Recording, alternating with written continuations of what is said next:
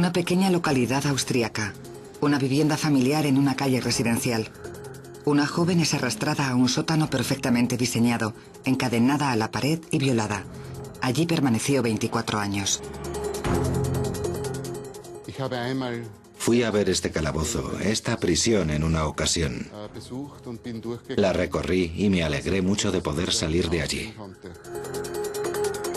En ese oscuro y sofocante espacio, Elisabeth Fritzl tuvo 7 hijos. Su torturador, su propio padre, Josef Fritzl. Si estuviera en mi mano decidir cuál sería el futuro de Josef, le arrojaría al mismo agujero en el que estuvo Elisabeth junto a sus hijos. Durante 2 décadas consiguió engañar a todo el mundo. Nadie en toda la calle sospechó nada en absoluto. Hasta hace unas semanas, cuando el sótano desveló sus secretos. Inteligente, un estratega, un criminal casi perfecto del peor tipo. Convirtió la casa familiar en la casa de los horrores. ¿Cómo lo hizo? ¿Cómo consiguió ocultarlo durante 24 años? El sótano de los horrores.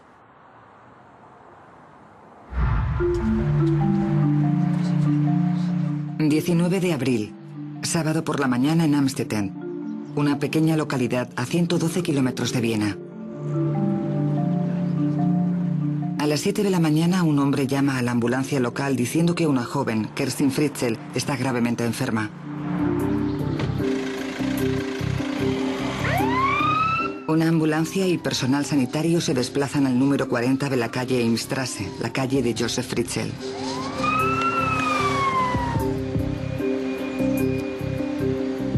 Aquella mañana había sido tranquila en el hospital local, pero todo estaba a punto de cambiar con la llegada de la joven, cuyos síntomas en un principio desconcertaron al personal médico. Estaba, y actualmente se encuentra, en un estado entre la vida y la muerte. Cuando la joven llegó al hospital estaba inconsciente. Además había perdido muchos dientes. A medida que avanzaba la mañana, Josef Fritzl, un hombre que se describió a sí mismo como el abuelo, acabó diciendo que la madre de la joven se había ido hacía muchos años para ingresar en una secta. Josef trajo una nota dirigida a los doctores que había escrito ella misma. Por favor, ayúdenla. Kerstin tiene mucho miedo a los extraños. Nunca antes ha estado en un hospital. Le he pedido a mi padre que me ayude porque él es la única persona que conoce. El hombre que sostenía ser el abuelo de la joven dijo que había una carta y que era la 4ª vez que su hija desaparecida le había dejado un hijo abandonado. Nosotros pensamos que había posibilidades de encontrar a esta mujer, pero eso ya no era tarea del hospital, sino de la policía. En un principio, las autoridades se centraron en encontrar a la madre de la chica. Querían interrogarla sobre lo que ellos consideraban negligencia penal. Se escribió a todos los colegios. Se buscó en la base de datos del registro central. Se llevaron a cabo investigaciones en la oficina de la Seguridad Social. Se exploró toda Avenida, pero no había ni rastro de Elisabeth. El 21 de abril, todavía desconcertados por la enfermedad de Kerstin e incapaces de localizar a su madre, Elisabeth Fritzl, los doctores decidieron hacer un llamamiento. ¿Qué pretendéis conseguir con esta entrevista? Nos gustaría que la madre se pusiera en contacto con nosotros. El encuentro tendría lugar con mucha discreción y sin duda supondría un paso adelante en el diagnóstico y el tratamiento. Por este motivo se hizo el llamamiento en televisión, porque el doctor no daba crédito al cuadro clínico. No se podía explicar la grave deficiencia de vitamina D que Kerstin tenía. Tras el fracasado intento de encontrar a la madre de Kerstin, la policía se vio obligada a cambiar de estrategia. Fueron a la casa familiar para recoger muestras de ADN de los Fritzls, incluyendo muestras de los niños que la madre había abandonado anteriormente. Queríamos tener muestras de ADN de todos, con el fin de encontrar al posible o posibles padres. Siempre pensamos que una mujer con tantos hijos podría haber tenido más de una pareja. Una de ellas podía tener incluso antecedentes penales. El señor Fritzl no tenía tiempo para tomarse muestras de ADN y no hacía más que posponerlo, alegando que tenía mucho que hacer.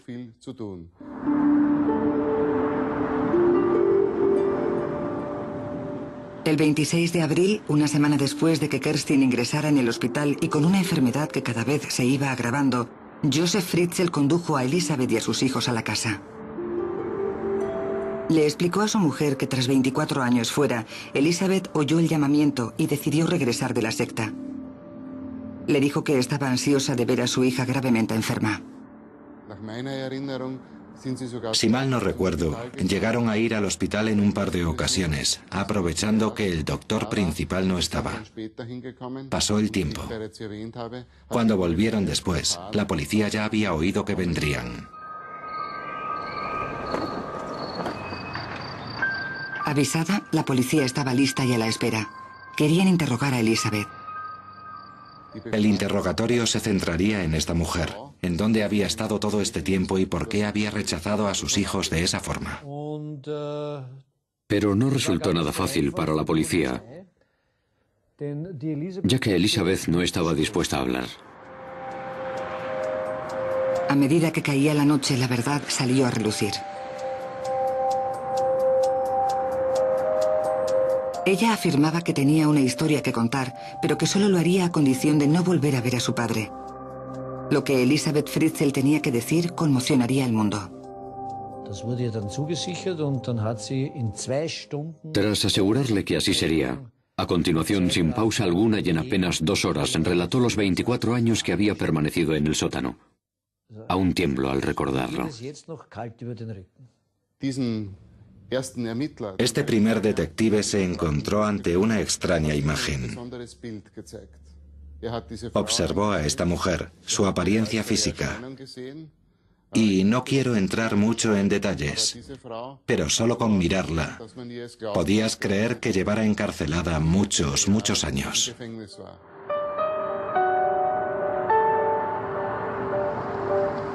Todo el horror comenzó a emerger de los secretos oscuros enterrados debajo del número 40 Davidstrasse. Los 24 años de la vida subterránea de Elisabeth Fritzl apenas llenaban un par de hojas, pero su impacto sería devastador.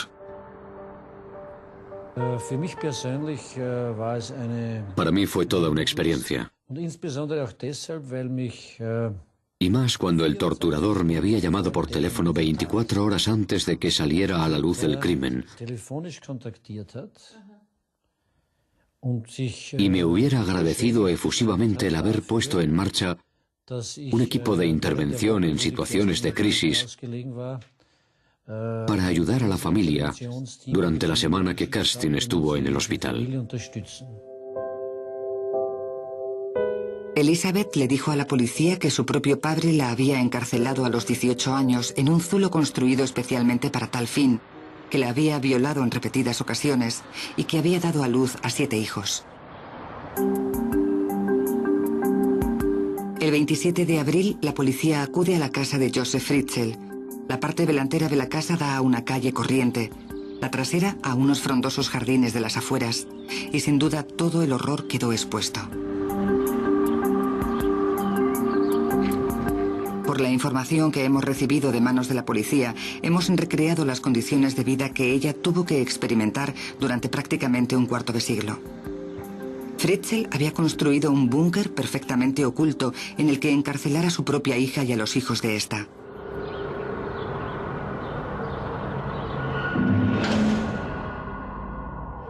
Bajando las escaleras del sótano y a través de un laberinto de habitaciones, había 8 puertas con cerradura antes de llegar al área habitable.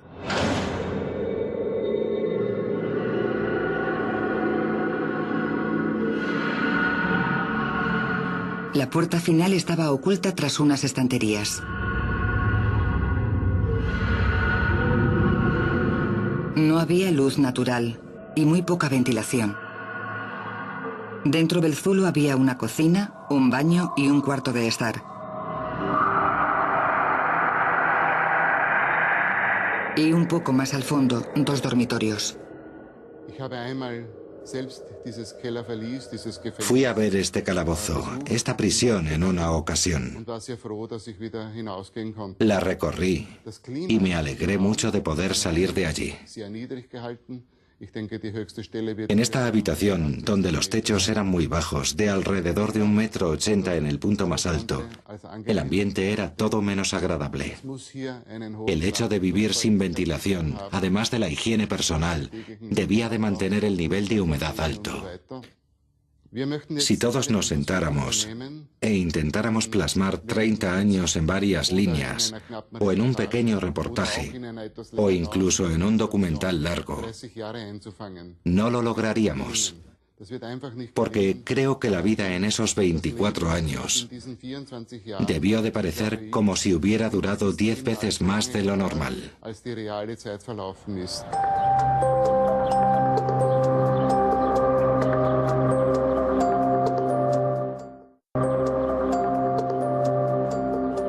Todo lo que rodeaba al número 40 de la calle de Josef Fritzl había creado una barricada natural. Sus vecinos más próximos estaban a 3 jardines. La vecina más cercana era una señora mayor que se había mudado a una residencia. A su lado vivía una pareja que pasaba semanas enteras en Viena. Y 3 casas más allá vivían Herbert y Regina Pence. Bueno, en lo que deberíamos fijarnos es en que aquí todos los jardines están abiertos. Mientras que el del señor Fritzl está oculto, construido, y los pocos espacios abiertos que hay están cubiertos mediante árboles y arbustos. No se ve nada. El año pasado uno de los vecinos quería podar el seto, pero el señor Fritzl no le dejó. Y si alguien no quiere que la gente vea su jardín, tienes que respetarlo. Aparte de eso, no puedes hacer nada. La gente se refería a esta familia como gente que se guardaba todo para sí mismos. La familia Fritzl nunca vino a ninguna de las fiestas en los jardines que solemos hacer aquí. Nunca venían.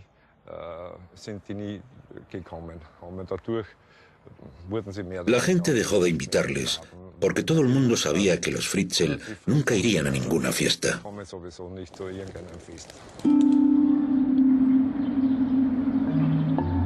Josef Fritzl había sido un ingeniero de éxito y el bricolaje era una afición natural en él. El señor Fritzl siempre había sido muy trabajador. A menudo oíamos el ruido de la hormigonera. Creo que el señor Fritzl hacía él solo todo el trabajo de construcción. Nosotros pensábamos que estaba haciendo una habitación más para alquilarla o algo así.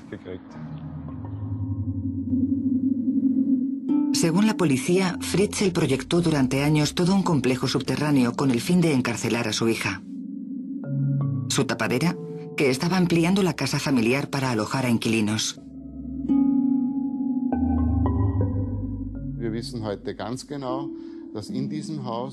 A día de hoy, sabemos con seguridad que parte del antiguo sótano de la vieja casa se mantenía como reserva, por así decirlo. Y esta nueva casa de repente ganó un espacio entre 30 y 35 metros cuadrados, sin que nadie se diera cuenta. Ahora empezamos a pensar que él, ya en 1978, se había hecho a la idea de construir su propio reino y de empezar en el sótano una relación con su hermosa hija Elisabeth.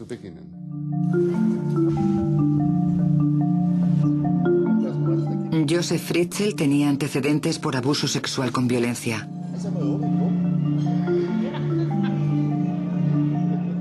En una microficha de los archivos policiales se refleja que en 1967 confesó haber violado a una mujer de 24 años a punta de navaja. Fue condenado a 18 meses de prisión.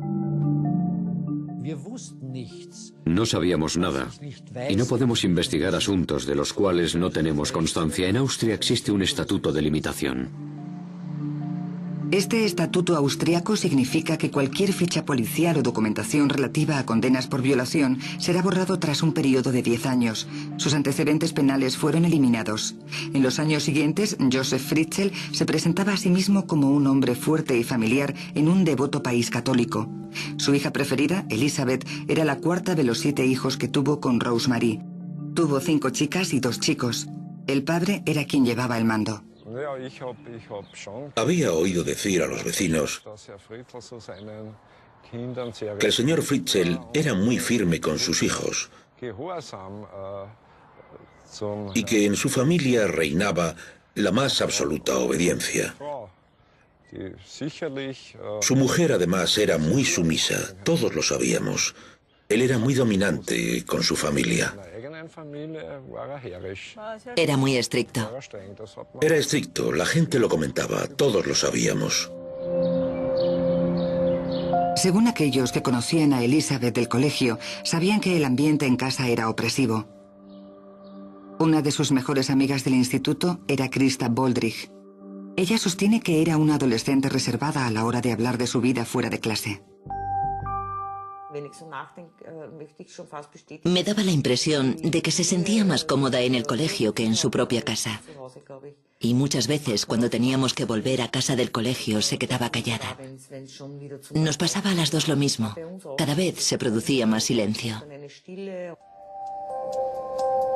Andreas Krusik fue el primer novio serio de Elizabeth.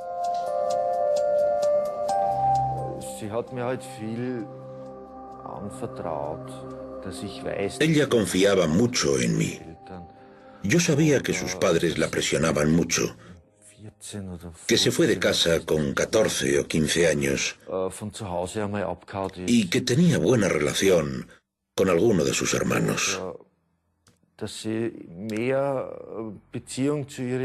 Tenía una hermana en quien confiaba bastante y solía estar a menudo con ella.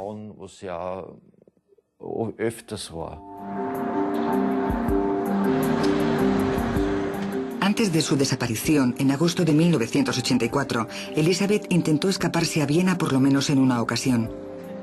Elizabeth le dijo a la policía que los abusos de su padre empezaron cuando ella tan solo tenía 11 años, pero que siempre lo había mantenido en secreto. Abusos con 11 años.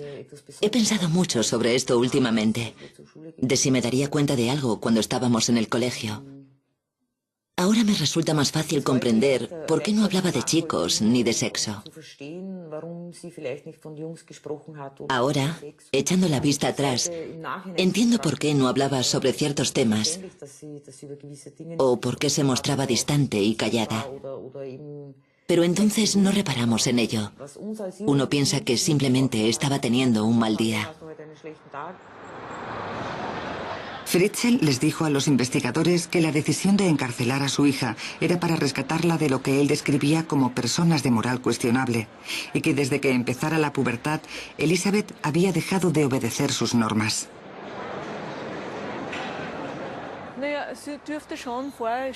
Al parecer, Elizabeth les había causado ya algún que otro problema. Había desaparecido en una ocasión. Con 7 hijos es normal que pueda haber problemas. Solo tienes que aceptar que esas cosas ocurren. Pero eso no significa que seas un mal padre. A la hora de planificar la desaparición de Elizabeth, Fritzl debió de ser muy meticuloso. Era conocido por ser muy organizado, cualidad apreciada por aquellos con los que hacía negocios.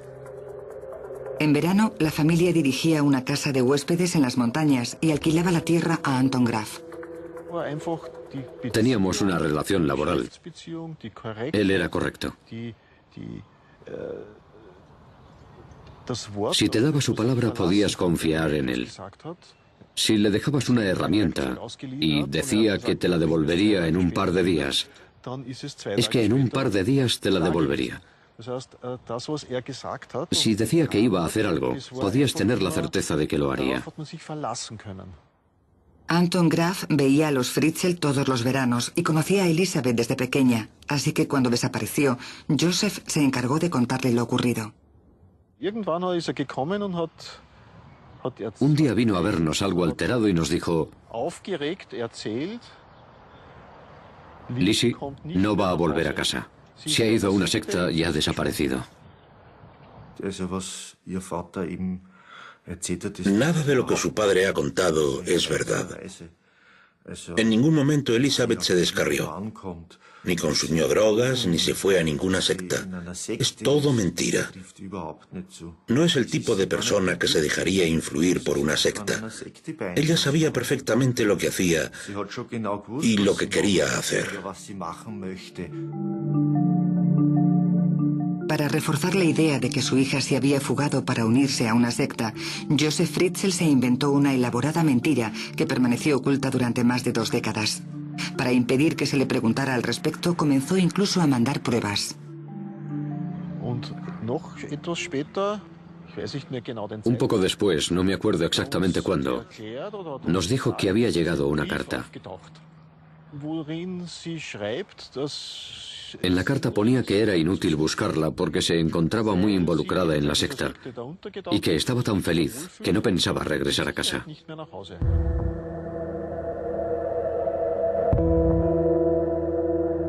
Elizabeth estuvo desaparecida durante 24 años.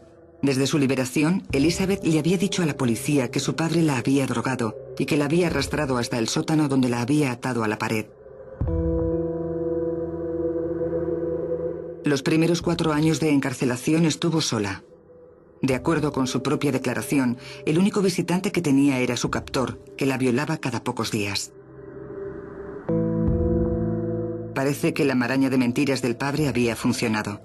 Nadie inició la búsqueda de Elizabeth, ni su madre, ni sus amigos, ni siquiera la policía.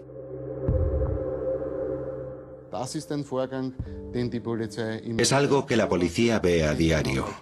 Y como todos sabemos, tarde o temprano los hijos abandonan el hogar familiar. Luego llegó su 19º cumpleaños. Y la policía austríaca no está autorizada a buscar a personas desaparecidas mayores de 19 años. Porque de esta edad en adelante, todo ciudadano austríaco puede ir a cualquier parte del mundo que desee.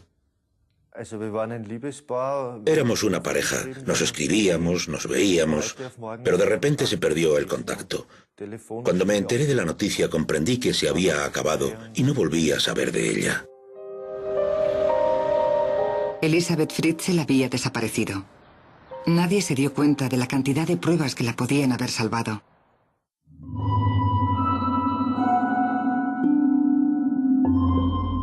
Tras 4 años sola, tuvo lugar el siguiente paso de su terrible y traumática experiencia: tener hijos con su padre.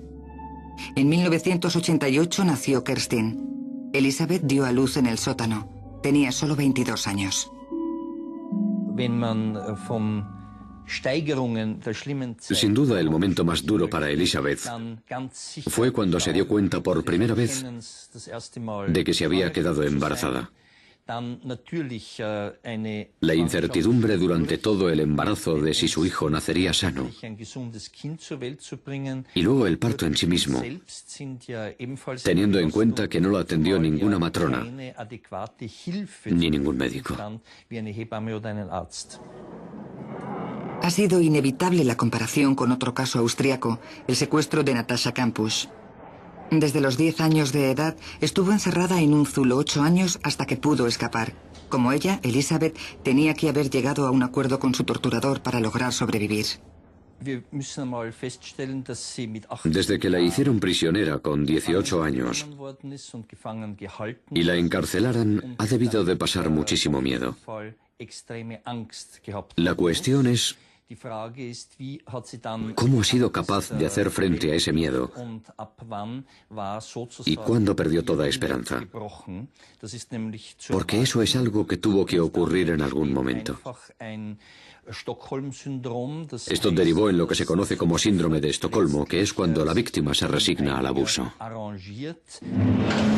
Escapar de un zulo habiendo 8 puertas con cerrojos siempre habría sido una tarea difícil, pero al estar embarazada es como si simplemente se hubiera rendido. Se produjo un cambio. Ella misma había mantenido que antes incluso de ser encarcelada, ya había sufrido abusos por parte de su padre. Y tras su secuestro, tuvo que soportar de algún modo una brutal violencia física, que con el tiempo se había ido atenuando. En total, Elizabeth tuvo 7 hijos de su padre. Michael murió al poco de nacer y su cuerpo fue incinerado por Fritzl en su propia casa. Los otros 3, Félix, que ahora tiene 5, Stefan, que tiene 18, y Kerstin, de 19, vivieron en cautiverio junto a su madre. Fritzl decidió llevarse a los 3 hijos medianos, Alexander de 12, Mónica de 14 y Lisa de 15 a la parte de arriba, para que pudieran disfrutar de una vida en libertad. ¿Por qué este hombre decidió coger a los 3 hermanos medianos y subirlos a la parte de arriba? Probablemente no lo sepamos. Podemos imaginar que sería por falta de espacio, porque no debemos olvidarnos de que cuantos más prisioneros hubiera, más difícil sería cuidarlos. Pero subirlos a la parte de arriba planteaba problemas. ¿Cómo explicar la llegada de esos bebés? Su solución fue sencilla. Elizabeth era una mala madre que había abandonado a sus hijos. Se estableció un patrón de comportamiento. En mitad de la noche se dejaría a un bebé en la puerta de entrada con una nota. Lo que leo a continuación son las palabras desgarradoras de Elizabeth, a sabiendas de que su padre la estaba obligando a renunciar a sus propios hijos. Siento mucho tener que volver a recurrir a vosotros. Espero que Lisa esté bien, ya habrá crecido un poco. Mónica ahora tiene 9 meses y medio.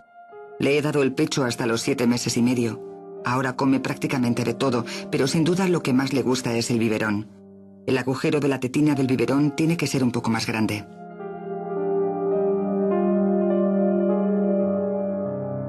Cuando se abandonó el segundo bebé, la prensa austríaca comenzó a interesarse por la noticia. Mark Perry era el periodista que cubría el caso. 1994. La primera historia tuvo lugar después de Navidad. ¿Qué clase de madre debe de ser ella tras dejar por segunda vez un bebé en la puerta principal de la casa de sus padres? ¿Qué mala madre debe de ser? Citando las palabras del señor Fritzl, nuestra hija lleva desaparecida desde el año 1984. Creemos que está en manos de algún grupo religioso, cuando en realidad estaba en sus propias manos.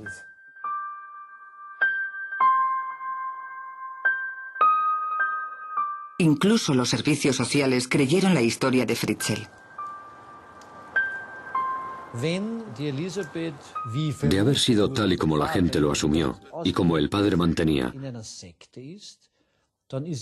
si Elizabeth vivía en una secta, no habría sido muy difícil que los miembros de la secta la hubieran llevado de noche para dejar al bebé en la puerta, asegurándose de que nadie les viera.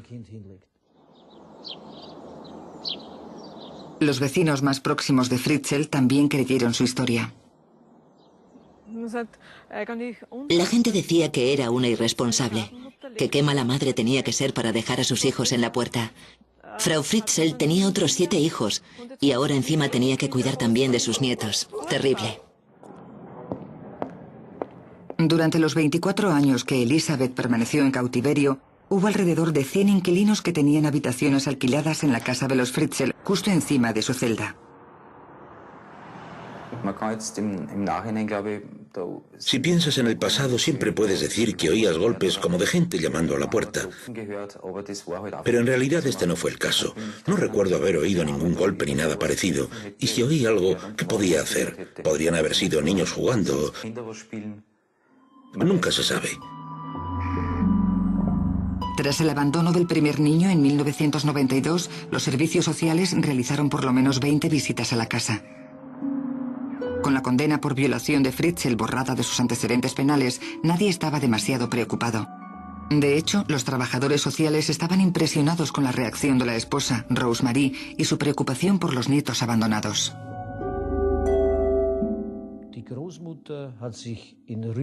La abuela se ocupaba con tierno cuidado de los niños Lisa, Mónica y Alexander. Los 3 niños han sido bien educados. Les va bien en el colegio, están integrados en la comunidad. Y las observaciones de la abuela en las calificaciones sugerían que el ambiente era de lo más normal.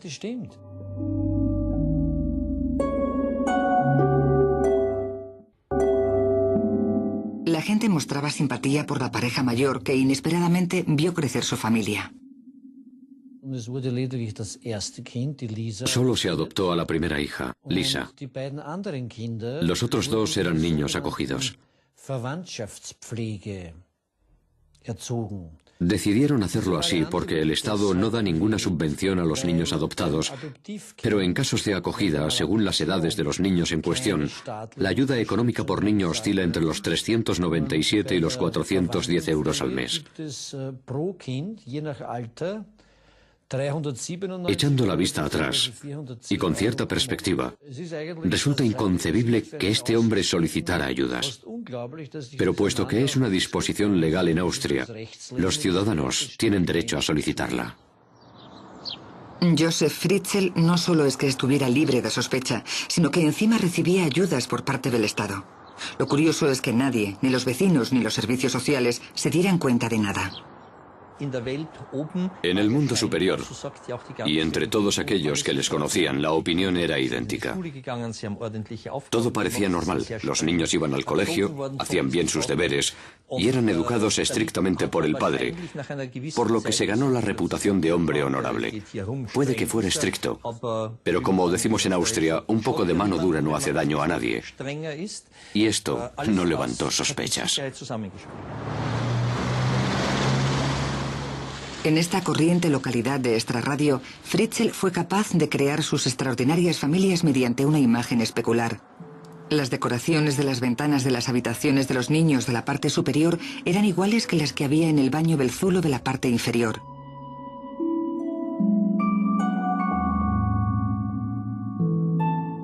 Según cuentan, se aseguraba de celebrar tanto los cumpleaños como las Navidades con ambas familias.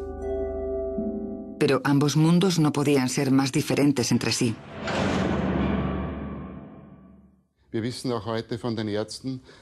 Gracias a los médicos sabemos que aquellos que han estado encarcelados hacen cosas a un ritmo distinto.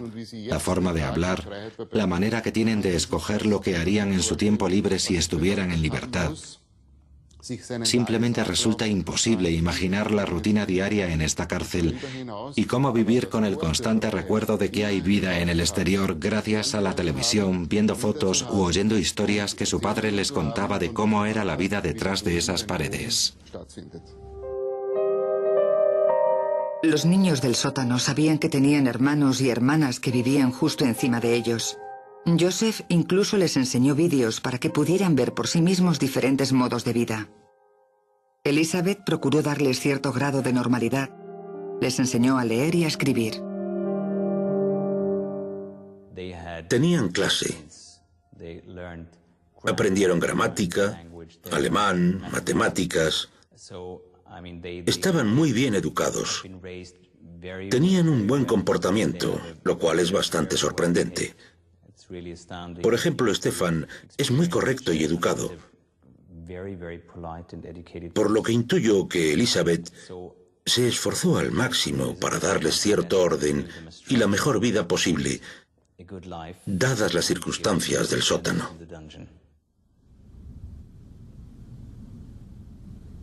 Imágenes recientes de Fritzl de vacaciones en Tailandia sugieren que no tenía ninguna preocupación y que tenía un voraz apetito sexual.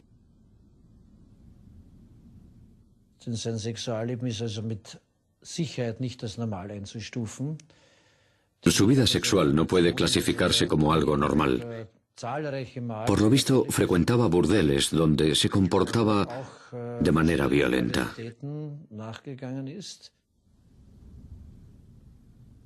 Sus ausencias de varias semanas cuando se iba de vacaciones han levantado la sospecha de que contaba con la ayuda de un cómplice que cuidara de su familia. La policía, en cambio, cree que era tan organizado que no habría sido necesario. Por las pruebas que tenemos, sabemos que esta prisión tenía un área habitable muy limitada, pero que estaba equipada con todo lo necesario para mantenerlos con vida. Por ejemplo, grandes cantidades de comida en la nevera y congelador. El poder lavar la ropa, ya que contaban con una lavadora.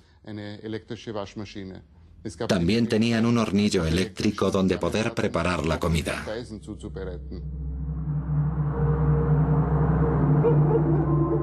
Se necesitaba una planificación detallada para poder mantener a dos familias, una de ellas en el más estricto secreto durante 24 años.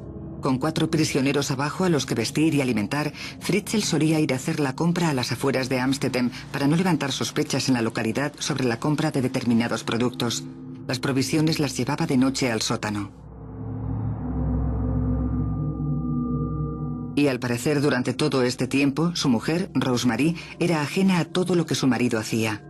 La desaparición de su hija, la llegada de los bebés a su puerta, la ausencia de su marido durante largos periodos de tiempo. Al parecer, nada de esto logró alarmarla. No entiendo por qué no aprovechó la oportunidad en algún momento, como por ejemplo cuando se ausentaba durante 4 semanas, de actuar y decir, esta es mi hija y quiero averiguar dónde está. ¿Por qué me dejó hasta 3 bebés en la puerta de mi casa? No tomó medidas al respecto. No puedo entender la reacción de la madre ni de las autoridades. Rosemary, la abuela cariñosa, representaba la imagen de la familia perfecta. Si Rosemary Fritzl no hubiera mantenido a la familia tan unida durante tanto tiempo, quizás se hubiera desvelado antes. Pero ella intentaba proyectar la imagen de una familia idílica. Vemos a unos hijos encantadores a los cuales unos perfectos abuelos han acogido para darles el cariño que su madre no les ha dado. De modo que inconscientemente se convirtió en cómplice de un tirano. Pero ella no tenía culpa de nada. Lo único que hizo fue dar a sus supuestos nietos, que habían sido abandonados, una feliz infancia. Hasta el momento, la policía considera que Rosemary es un sujeto que no debe ser interrogado. Actualmente se encuentra en un hospital psiquiátrico junto a su hija y sus nietos. Están recibiendo terapia familiar. Hasta ahora no hay ningún sospechoso. Basándonos en nuestras investigaciones, no tenemos motivos para sospechar de nadie más. Puede parecer difícil de comprender, pero debemos aceptar que una mujer que tiene 7 hijos no puede ocuparse de todo o prestar la misma atención a su marido que si tuviera una familia más pequeña. Las muestras de ADN que se cogieron del sótano indican que no hay ninguna otra presencia aparte de Joseph Fritzl. Por ahora solo tenemos un sospechoso.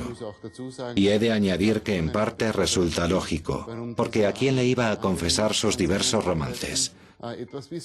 Por otro lado, esta era la única manera, mediante secretismo y una disciplina de hierro, de mantener esta historia oculta durante tanto tiempo.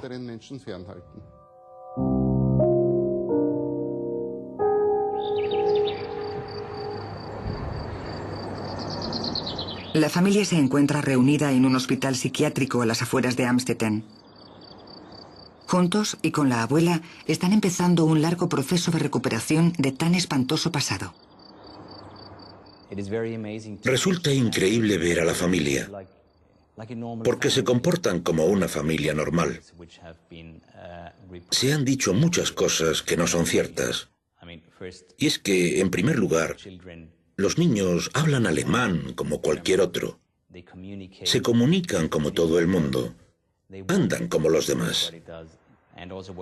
Y en cuanto a Elizabeth, es una mujer de apariencia normal, una persona muy atractiva.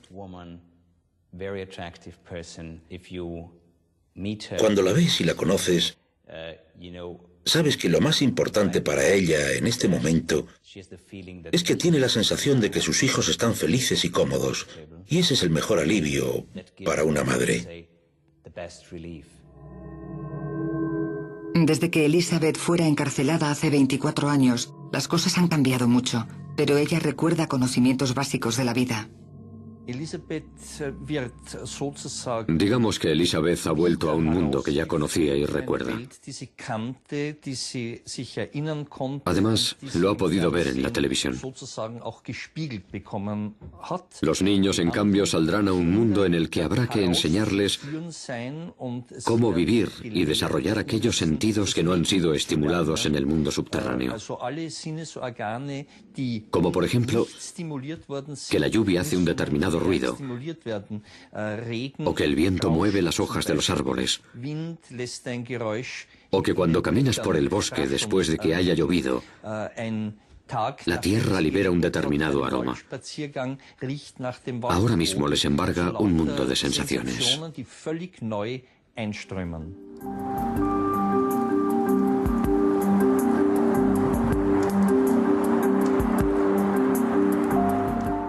Hace unos días llovió y Félix dijo que quería ver llover por primera vez, porque nunca antes lo había experimentado. Y cuando oyes ese tipo de cosas, te das cuenta de que es verdad, de que nunca lo han visto, y es que aún les quedan muchas cosas por experimentar. Pero aún no es posible llevar una vida normal. El interés internacional que los miembros de la familia suscitan es tal que no pueden abandonar el hospital donde se están recuperando. Se rumorea que la primera foto juntos está valorada en 634.000 euros, por lo que podemos decir que aún siguen encarcelados. No pueden salir porque el exterior está siempre lleno de paparazzi que quieren sacar fotos, lo cual les devuelve la sensación de encierro. Para Alex, Lisa y Mónica está siendo muy difícil, ya que ellos vivieron junto a su abuela en la parte de arriba. No pueden ver a sus amigos, no pueden ver a sus compañeros de clase, no pueden ir al colegio. Y eso es algo muy duro, porque no hacen más que preguntar cuándo van a ver a la gente, cuándo pueden volver a clase.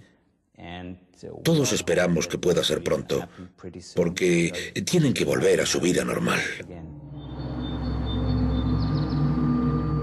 El responsable de todo este dolor se encuentra ahora en una prisión a 64 kilómetros. Hasta ahora, Josef Fritzl ha mostrado pocas muestras de arrepentimiento.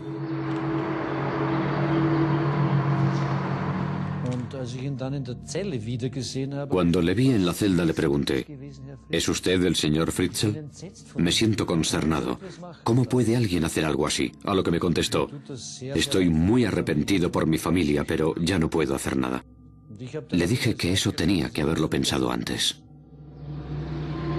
Al parecer, Fritzl está enfadado por la dimensión que ha alcanzado la noticia. Fritzl hizo llegar una declaración a su abogado en la que sostenía que él no era ningún monstruo, que había sido amable con su familia y que podía haberlos matado y no lo había hecho. La cobertura de la noticia por parte de los medios ha sido exagerada, por lo que mi trabajo consiste en desmentir que sea un monstruo. Demostrar ante el juez que se trata de un ser humano y no de un monstruo. Con Fritzl en prisión, la pregunta que surge es ¿quién tiene la culpa? En Amstetten, las autoridades locales han sido acusadas de cometer errores, acusación que ellos mismos se empeñan en negar. El señor Fritzl era un patriarca muy autoritario y había ciertas zonas de su casa reservadas solo para él. Pero ¿cómo íbamos a sospechar que había una segunda familia abajo? ¿A quién se le podía pasar por la cabeza? Ni siquiera a los antiguos inquilinos de la casa que están prestando declaración. Es fácil ser prudente una vez que ya ha pasado todo. Pero sí se ha reconocido un error, el Estatuto de Limitación. La condena de Fritzl por violación fue borrada tras un periodo de 10 años. Si se hubiera conservado esa acusación, quizás se hubiera investigado más a fondo. El Parlamento austríaco está modificando la legislación. Austria está en mitad de un periodo de recuperación. Primero el caso de Natascha Kampusch y ahora este. 2 secuestros y 2 sótanos secretos. Somos un país muy particular en cuanto a la protección de datos. Tendemos a mirar hacia otro lado cuando un niño recibe un bofetón, en lugar de ser valientes y decir: ¿pero en qué demonios estás pensando? ¿Qué narices haces? Respetamos tanto la privacidad que no llamamos a la policía para acusar a nadie. Cada uno es muy libre de hacer lo que quiera. En Austria hay un dicho que dice: no te metas en asuntos ajenos.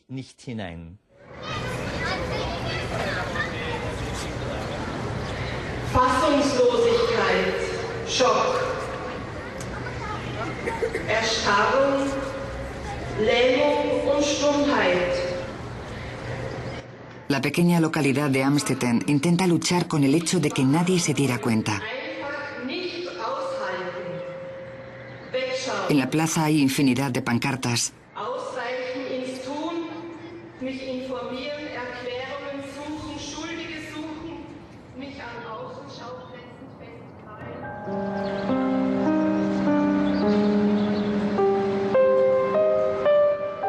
Era una emanación de sentimientos por parte de la gente que buscaba respuestas a lo acontecido en la familia Fritzl.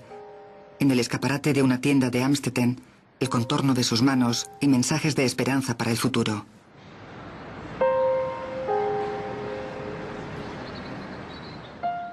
Me gusta el sol y el aire fresco.